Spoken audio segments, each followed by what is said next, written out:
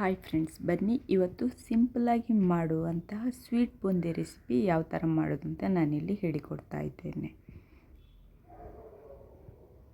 ಮೊದಲಿಗೆ ನಾನಿಲ್ಲಿ ಒಂದು 3/4 ಕಪ್ ಆಗುವಷ್ಟು ಕಡಲೆ ಹಿಟ್ಟನ್ನು ತಗೊಂಡಿದ್ದೇನೆ.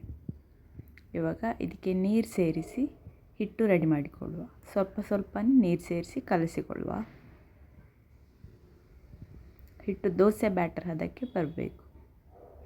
ನೋಡಿಲಿ, ನೀವು ಇಲ್ಲಿ ನೋಡ್ತಿರ್ಬೋದು, ಹಿಟ್ಟು ರೆಡಿಯಾಗಿದೆ. ಈ ಕನ್ಸಿಸ್ಟೆನ್ಸಿಯಲ್ಲಿ ಇರಬೇಕು. ಹಿಟ್ಟನ್ನು ನೀವು ಜರಡಿ ಹಿಡಿದು ಕಲಸಿಕೊಂಡ್ರೆ ಬ್ಯಾಟ್ರ್ ಚೆನ್ನಾಗಿ ರೆಡಿ ಆಗ್ತದೆ, ಗಂಟುಗಳ ಯಾವುದು ಇಲ್ಲದಂತೆ. ಇವಾಗ ನಾನು ಎಣ್ಣೆ ಬಿಸಿಯಾಗಲಿಕ್ಕೆ ಇಟ್ಟಿದ್ದೇನೆ. ಈ ಥರ ತೂತಾಗಿರೋ ಒಂದು ಸೌಟ್ ತಗೊಳ್ಬೇಕು ಹಿಟ್ಟು ಹೊಯ್ಲಿಕ್ಕೆ. ಅನ್ನ ಬಸಿಯುವ ಸೌಟ್ ತಗೊಳ್ಬೋದು.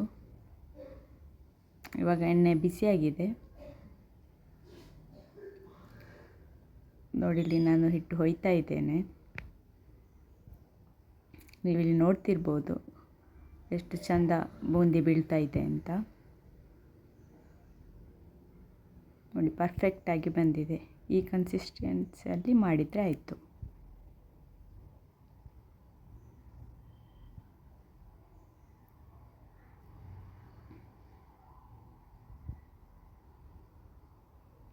ಎಣ್ಣೆ ಒಳ್ಳೆ ಬಿಸಿಯಾಗಿರಬೇಕು, ಆಮೇಲೆ ಹಿಟ್ಟು ಹಾಕಬೇಕು.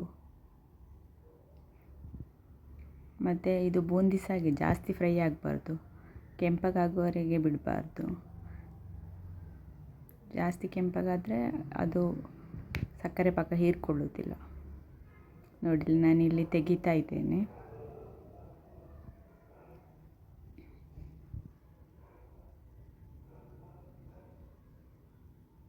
ಕೆಲವರು ಇದಕ್ಕೆ ಫುಡ್ ಕಲರ್ ಎಲ್ಲ ಸೇರಿಸ್ತಾರೆ, ನಾನು ಯಾವುದು ಸೇರಿಸಲಿಲ್ಲ. ಇವಾಗ ಇನ್ನೊಂದು ಸಲ ಹಾಕಿದ್ದೇನೆ. ಇವಾಗ ಸಕ್ಕರೆ ಪಾಕ ರೆಡಿ ಮಾಡಿಕೊಳ್ಳುವ. ಇಲ್ಲಿ ನಾನು 3/4 ಕಪ್ ಆಗುವಷ್ಟು ಸಕ್ಕರೆ ತಗೊಂಡಿದ್ದೇನೆ. ಇದಕ್ಕೆ 3/4 ಕಪ್ ಆಗುವಷ್ಟು ನೀರು ಸೇರಿಸ್ತಾ ಇದ್ದೇನೆ.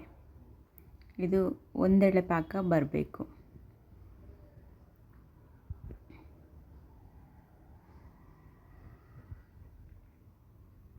ಇವಾಗ ಇದಕ್ಕೆ ನಾನು ಏಲಕ್ಕಿ ಪುಡಿ ಸೇರಿಸ್ತಾ ಇದ್ದೇನೆ.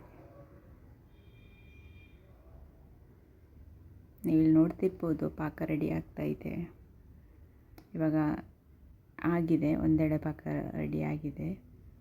ಇವಾಗ ಇದನ್ನು ಮಾಡಿಟ್ಟಂತಹ ಬೂಂದಿಗೆ ಸೇರಿಸುವ. ಇವಾಗ ಚೆನ್ನಾಗಿ ಮಿಕ್ಸ್ ಮಾಡಿದರೆ ಆಯಿತು.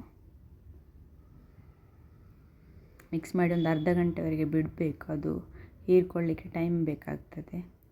ನೀವು ಬೇಕಿದ್ರೆ ಇದಕ್ಕೆ ತುಪ್ಪದಲ್ಲಿ ಹುರಿದಂತಹ ಗೋಡಂಬಿ ದ್ರಾಕ್ಷಿ ಕೂಡ ಸೇರಿಸ್ಬೋದು. ನೋಡಿ, ಇಲ್ಲಿ ಬೂಂದಿ ರೆಡಿಯಾಗಿದೆ. ನೀವು ಸಹ ಟ್ರೈ ಮಾಡಿ ನೋಡಿ. ಹಾಗೆ ನನ್ನ ಚಾನಲನ್ನು ಸಬ್ಸ್ಕ್ರೈಬ್ ಮಾಡಿ.